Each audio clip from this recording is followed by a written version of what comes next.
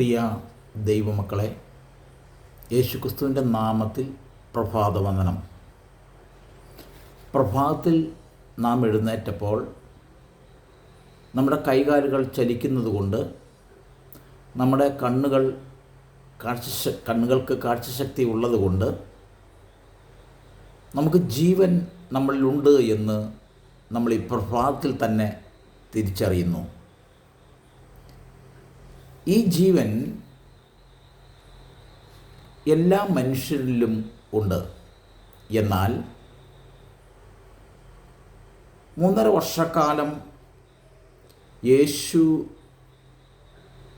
തൻ്റെ ശിഷ്യന്മാരോടൊത്ത് നടന്നപ്പോൾ അവൻ്റെ ശിഷ്യനാകുന്ന യോഹന്നാൻ യേശുവിനെ നോക്കിയിട്ട് പറയുകയാണ്. യോഹന്നാൻ സുവിശേഷം 1-ാം അധ്യായം 4-ാം വാക്യത്തിൽ അവനിൽ ജീവൻ ഉണ്ടായിരുന്നു, ആ ജീവൻ മനുഷ്യരുടെ വെളിച്ചമായിരുന്നു, ഇരുള് ആ വെളിച്ചത്തെ പിടിച്ചടക്കിയില്ല എന്ന്. അപ്പോൾ യേശുക്രിസ്തുവിൽ യോഹന്നാൻ വീക്ഷിച്ചതായ ജീവൻ മറ്റു മനുഷ്യരിൽ ഉണ്ടായിരുന്ന ജീവൻ പോലെ ആയിരുന്നില്ല. അതിനെന്തോ ഒരു പ്രത്യേകതയുണ്ടായിരുന്നു. ആ യേശുവിലുണ്ടായിരുന്ന ആ ജീവൻ ഒരു കാരണവശാലും ഇരുള് പിടിച്ചടക്കുവാൻ കഴിയാതെ വണ്ണം ആ ജീവൻ വെളിച്ചമുള്ളതായിരുന്നു. അതിൻ്റെ വ്യാഖ്യാനമൊക്കെ നമുക്കറിയാം. നാം യേശുവിനെ രക്ഷകനായി സ്വീകരിച്ചപ്പോൾ ആ ദൈവജീവൻ നമ്മളിലേക്ക് കടന്നു വന്നു.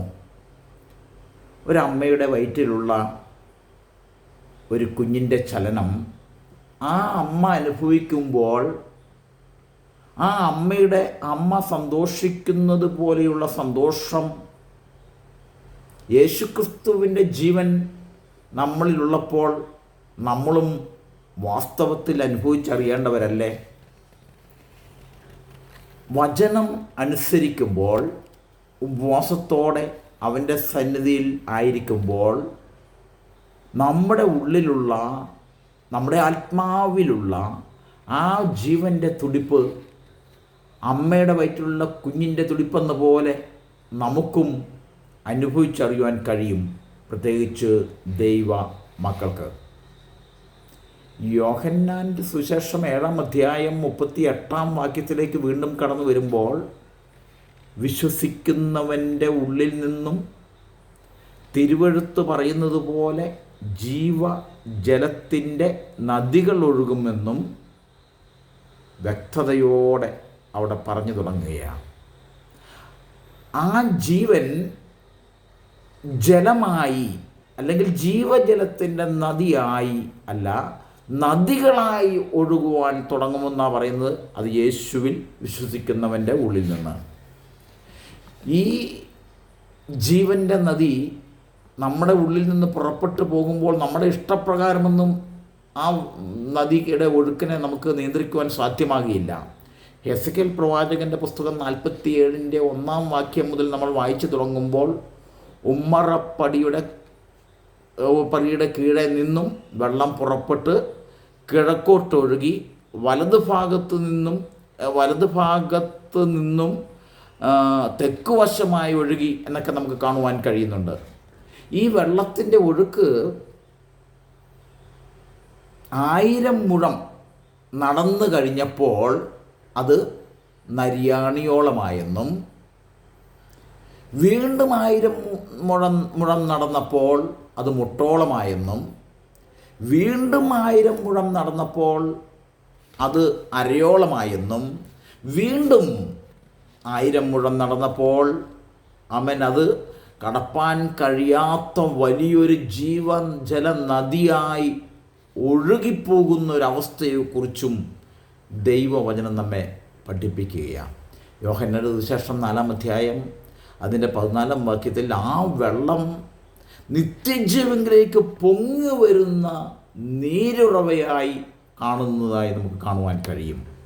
ശമരിയ സ്ത്രീയോട് യേശു പറഞ്ഞതും ആ ജീവനുള്ള വെള്ളം ഞാൻ നിനക്ക് തരുമെന്ന ആ വെള്ളം ആമേൻ ചെല്ലുന്നിടത്തൊക്കെയും ജീവൻ്റെ സമൃദ്ധി ഉണ്ടാകുന്നതിനെക്കുറിച്ചും കാണുന്നുണ്ട്. വെളിപാട് പുസ്തകം 22-ാം അധ്യായം 1-ാം വാക്യം മുതൽ നമ്മളൊന്ന് ഇപ്രകാരം വായിച്ചാൽ ഇപ്രകാരം കാണുന്നു. വീഥിയുടെ നടുവിൽ ദൈവത്തിൻ്റെയും കുഞ്ഞാടിൻ്റെയും സിംഹാസനത്തിൽ നിന്നും പുറപ്പെടുന്നതായി പളുങ്കുപോലെ ശുഭ്രമായ ജീവജലനദിയും അവനെന്നെ കാണിച്ചു. നദിക്ക് ഇക്കരെയും അക്കരെയും ജീവവൃക്ഷമുണ്ട്. അത് 12 വിധം ഫലം കായ്ച്ചു മാസം തോറും അതത് ഫലം കൊടുക്കുന്നു. വൃക്ഷത്തിൻ്റെ ഇല ജാതികളുടെ രോഗശാന്തിക്ക് ഉതകുന്നു. യാതൊരു ശാപവും വീണ്ടും ഉണ്ടാകുകയില്ല എന്നുള്ള വചനങ്ങളൊക്കെ നമ്മൾ തുടർന്ന് കാണുകയാണ്.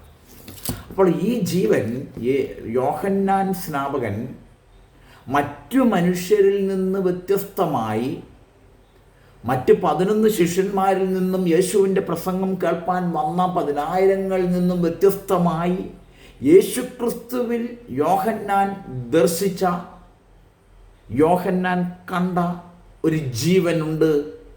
ആ ജീവനാണ് മനുഷ്യരുടെ വെളിച്ചമായി തീർന്നത്. ആ ജീവൻ നമ്മൾ യേശുവിനെ രക്ഷകനായി സ്വീകരിച്ചപ്പോൾ നമ്മുടെ ഉള്ളിലേക്ക് വന്നു, നമ്മുടെ ആത്മാവിലേക്ക് വന്നു.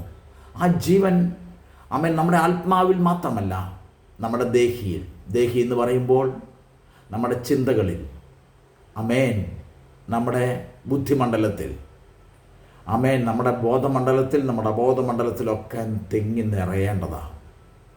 അങ്ങനെ ആത്മാവിൽ നിന്ന് ദേഹിയിലേക്കും ദേഹിയിൽ നിന്ന് ജഡത്തിലേക്കും ആ ആത്മാഭിഷേകത്തിൻ്റെ നദി ഒഴുകിയെത്തപ്പെടുമ്പോൾ വാസ്തവമായി നിങ്ങൾക്കും എനിക്കും ആ ജീവൻ്റെ തുടിപ്പ് തിരിച്ചറിയുവാൻ കഴിയും. വചനമനുസരിക്കുന്നവന് ആ ജീവൻ്റെ തുടിപ്പ് സദാസമയം അനുഭവിക്കുവാൻ കഴിയും. ഈ പ്രഭാതം മുതൽ ആ ജീവൻ്റെ തുടിപ്പ് അനുഭവിച്ചറിയുവാൻ നമ്മെ ഓരോരുത്തരെയും ദൈവം അനുഗ്രഹിക്കട്ടെ എന്ന് പ്രാർത്ഥിക്കുന്നു. ദൈവം നമ്മെ എല്ലാവരെയും അനുഗ്രഹിച്ച് ആശീർവദിക്കുമാറാകട്ടെ. ആമേൻ.